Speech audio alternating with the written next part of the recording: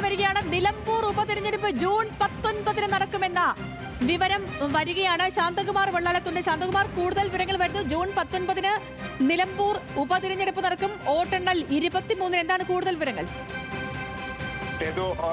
അത് തന്നെയാണ്. ജൂൺ 19 നിലമ്പൂർ ഉപതെരഞ്ഞെടുപ്പ്. ഇപ്പോൾ വിജ്ഞാപനം നാളെ ഇറങ്ങും. നാളെ 26 തീയതി തന്നെ വിജ്ഞാപനം ഇറങ്ങുമെന്നാണ് അറിയിച്ചിരിക്കുന്നത്. 23 തീയതി ജൂൺ 23 തെരഞ്ഞെടുപ്പ് ഫലപ്രഖ്യാപനവും എന്നുള്ളതാണ് ഇപ്പോൾ തെരഞ്ഞെടുപ്പ് കമ്മീഷൻ അറിയിച്ചിരിക്കുന്നത്.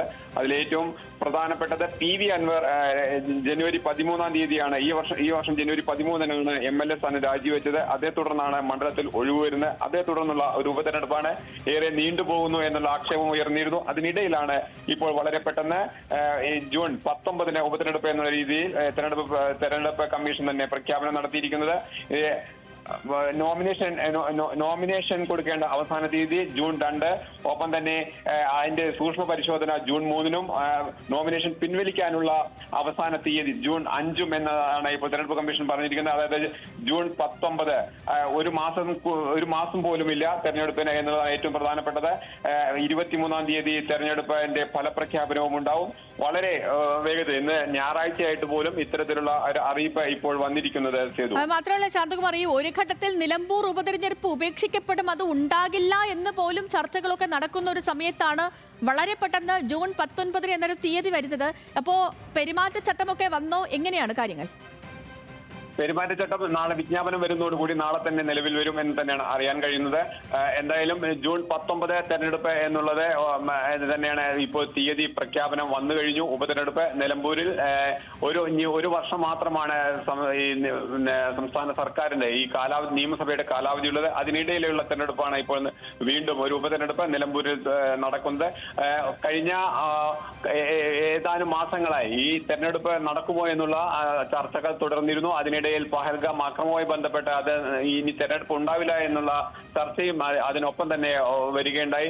പക്ഷേ ജൂലൈ 12 തീയതിക്കുള്ളിൽ പുതിയ നിയമസഭാ ഉപതെരഞ്ഞെടുപ്പ് പൂർത്തിയാക്കണം എന്നുള്ളത് മാത്രമാണ് തെരഞ്ഞെടുപ്പ് കമ്മീഷന്റെ മുന്നിലുണ്ടായിരുന്ന നിയമപരമായ വസ്തുത ഉണ്ടായിരുന്നത്. ആ കാര്യത്തിലാണ് ഇപ്പോൾ ഒരു വ്യക്തത വന്നിരിക്കുന്നത്. എന്തായാലും 19 തീയതി ജൂൺ 19 നിലമ്പൂർ അസംബ്ലി മണ്ഡലത്തിൽ ഉപതെരഞ്ഞെടുപ്പ് നടക്കുന്നു എന്നുള്ളത്.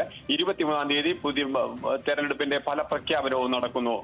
ഇടത് വലത് മുന്നണികളെ സംബന്ധിച്ച് ഏറെ നിർണായകമാണ് ശാന്തകുമാർ ഈ തിരഞ്ഞെടുപ്പ് എന്ന് പറഞ്ഞത്. എനിക്ക് തോന്നുന്നു ഇപ്പോൾ ഈ ഇടത് മുന്നണി ഇതിനകം തന്നെ ഒരു യോഗമൊക്കെ ഈ വിജയരാഘവന്റെ നേതൃത്വത്തിൽ ഒരു യോഗമൊക്കെ ചേരുകയും പിന്നീട് ഈ M സ്വരാജിന് അതിന്റെ ചുമതലയൊക്കെ ഏറെക്കുറെ നൽകുകയും ഒക്കെ ചെയ്ത പ്രവർത്തനങ്ങൾക്കൊക്കെ തുടക്കമിട്ടു എന്ന് തോന്നുന്നു അല്ലെ? 89 സംസ്ഥാന കമ്മിറ്റി അംഗങ്ങളിൽ 5 പേരൊഴികെ മുഴുവൻ പേർക്കുമൊക്കെ ചുമതല നൽകിയിരുന്നല്ലോ അല്ലെ?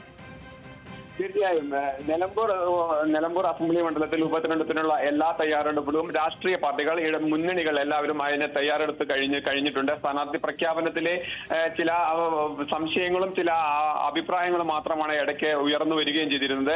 ഇടതുപക്ഷത്തെ സംബന്ധിച്ചോളം നിലമ്പൂർ മണ്ഡലം ഇടതുപക്ഷത്തിന്റെ മണ്ഡലമാണ്. കഴിഞ്ഞ 2 ടേമുകളിലായി ഒന്നാം പിണറായി സർക്കാരിന്റെ കാലത്തും രണ്ടാം പിണറായി സർക്കാരിന്റെ കാലത്തും, അതായത് 2016 2021 തെരഞ്ഞെടുപ്പിലും LDF ആണ് PV അൻവറിലൂടെ മണ്ഡലം തിരിച്ചുപിടിച്ച് മണ്ഡലത്തിന്റെ ഭാഗമായിട്ടുള്ളത്. അത് ഇടതുപക്ഷ മുന്നണിക്ക് അത് നേടിയെടുക്കുക അല്ലെങ്കിൽ നിലനിർത്തുക എന്നുള്ളത് ഏറ്റവും പ്രധാനപ്പെട്ട ഒന്ന് തന്നെയാണ്. ഒപ്പം തന്നെ കാലങ്ങളായി UDFന്റെ കൈവശമുണ്ടായിരുന്ന മണ്ഡലമാണ്. PV അൻവർ കോൺഗ്രസിൽ നിന്നും LDFന്റെ ഭാഗമായപ്പോൾ അവർക്ക് നഷ്ടമായത്. അത് തിരിച്ചു പിടിക്കുക എന്നുള്ളത് UDFന്റെയും വളരെ അഭിമാന പ്രശ്നമാണ്. അതുകൊണ്ട് തന്നെ വളരെ പ്രധാനപ്പെട്ട ഒരു തെരഞ്ഞെടുപ്പ് തന്നെയാണ് നിലമ്പൂർ ഉപതെരഞ്ഞെടുപ്പ്. അത് ഇരുമുന്നണി ഇപ്പൊ കഴിഞ്ഞ ഈ രണ്ടാം പിണറായി സർക്കാരിന്റെ കാലത്തുണ്ടായ ഉപതെരഞ്ഞെടുപ്പുകളിലെല്ലാം അതാത് മണ്ഡലങ്ങളിൽ ഉപതെരഞ്ഞെടുപ്പ് നടക്കുമ്പോൾ ആ മുന്നണികൾ ആ പാർട്ടിക്ക് തന്നെ അത് തിരിച്ചു കിട്ടുന്ന അല്ലെങ്കിൽ അവർ തന്നെ അത് നിലനിർത്തുന്ന സാഹചര്യമാണ് ഉണ്ടായിരുന്നത്. അതിൽ നിന്നും വ്യത്യസ്തമായി ശക്തമായ മത്സരം ഉണ്ടാകാൻ ഉള്ള ഒരു മണ്ഡലമാണ് നിലമ്പൂർ അസംബ്ലി മണ്ഡലം. അത് എന്തായാലും കഴിഞ്ഞ 5 വർഷത്തിനിടയിൽ നടന്ന ഉപതെരഞ്ഞെടുപ്പിൽ നിന്ന് വളരെ വ്യത്യസ്തമായി വളരെ വാശിയേറിയ ഒരു മത്സരത്തിന്റെ വേദിയാവും എന്നതിന് യാതൊരു തർക്കവുമില്ലാതെ ചെയ്തു.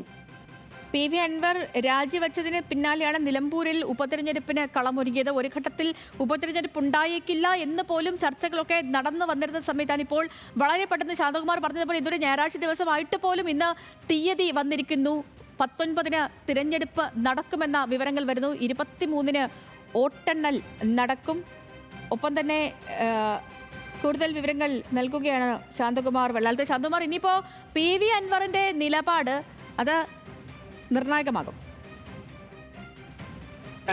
PV അൻവറിന്റെ തന്നെയാണ് ഏറെ ശ്രദ്ധാകേന്ദ്രം നിലമ്പൂർ അസംബ്ലി തെരഞ്ഞെടുപ്പിനെ സംബന്ധിച്ചിടത്തോളം. കാരണം നേരത്തെ LDF-നൊപ്പം ഉണ്ടായിരുന്ന PV അൻവർ മുഖ്യമന്ത്രിയെയും ഇടതുപക്ഷത്തെയും ഒപ്പം തന്നെ CPM-നെയും വലിയ തോതിൽ PV അൻവറിന്റെ നിലപാട് മാത്രമാണ് ഇതിപ്പോ നിലമ്പൂർ ഉപതെരഞ്ഞെടുപ്പ് എന്ന് പറയുമ്പോൾ അത് PV അൻവറിന്റെ ഒരു പ്രസ്റ്റീജ് ഇഷ്യൂ കൂടിയാണ്. തീർച്ചയായും അത് തന്നെയാണ്. PV അൻവർ പുതിയ രാഷ്ട്രീയ പാർട്ടിയുമായി രംഗത്തുണ്ട്. അതായത് തൃണമൂൽ കോൺഗ്രസിന്റെ കേരളത്തിലെ പ്രധാനപ്പെട്ട ഒരു നേതാവായി PV അൻവർ മാറിയാണ്. PV അൻവറിന്റെ തൃണമൂൽ കോൺഗ്രസിനെ UDF-ൽ ഉൾപ്പെടുത്തേണ്ടത് തൃണമൂൽ കോൺഗ്രസിന് അനിവാര്യമാണ്, PV അൻവറിന് അനിവാര്യമാണ്. അതിന്റെ ശക്തി തെളിയിക്കുക എന്നുള്ളത് അൻവറിന്റെ ഒരു അഭിമാന പ്രശ്നം തന്നെയാണ് നിലമ്പൂരിനെ സംബന്ധിച്ചിടത്തോളം. അത് അൻവറിനെ നിലമ്പൂരിൽ ഈ ഉപതെരഞ്ഞെടുപ്പിൽ UDF-ന് വേണ്ടി പ്രവർത്തിച്ച് UDF-നെ വലിയ ഭൂരിപക്ഷത്തിൽ വിജയിപ്പിക്കാൻ കഴിഞ്ഞെങ്കിൽ മാത്രമേ അത്തരത്തിലുള്ള ഒരു നിലപാടിലേക്ക് UDF-നും എത്താൻ കഴിയുമെന്ന് തന്നെയാണ് അത്തരം കാര്യങ്ങൾ നമുക്ക് മനസ്സിലാക്കാൻ കഴിയുന്നത്. എന്തായാലും PV അൻവറിന്റെ ഒരു അഭിമാന പ്രശ്നം അതുകൊണ്ട് തന്നെയാണ് ഇതൊരു നിർണായക തെരഞ്ഞെടുപ്പായി, നിർണായക മത്സരമായി നടക്കാൻ പോകുന്ന നിലമ്പൂർ ഉപതെരഞ്ഞെടുപ്പ്. അത് LDF-നെ സംബന്ധിച്ചും UDF-നെ സംബന്ധിച്ചും PV അൻവറിനെ സംബന്ധിച്ചും അത് വളരെ പ്രധാനപ്പെട്ട ഒരു തെരഞ്ഞെടുപ്പാണ്. ഈ മൂന്ന് മുന്നണിക്കും PV അൻവറിനും ഇതൊരു അഭിമാന പ്രശ്നം കൂടിയാണ്. എല്ലാവർക്കും വിജയിച്ചേ തീരൂ, വലിയ ഭൂരിപക്ഷത്തിൽ വിജയിച്ചേ തീരൂ. ആ നേട്ടത്തിലേക്ക് എത്തിക്കുന്നതിന് വേണ്ടിയുള്ള ശക്തമായ മത്സരം ഉണ്ടാവാനുള്ള എല്ലാ സാധ്യതകളുമുള്ള ഒരു മണ്ഡലമാണ്. ആ തെരഞ്ഞെടുപ്പിലേക്കാണ് ജൂൺ 19 എന്നുള്ളത് ഇപ്പോൾ എത്തിയിരിക്കുന്നത്.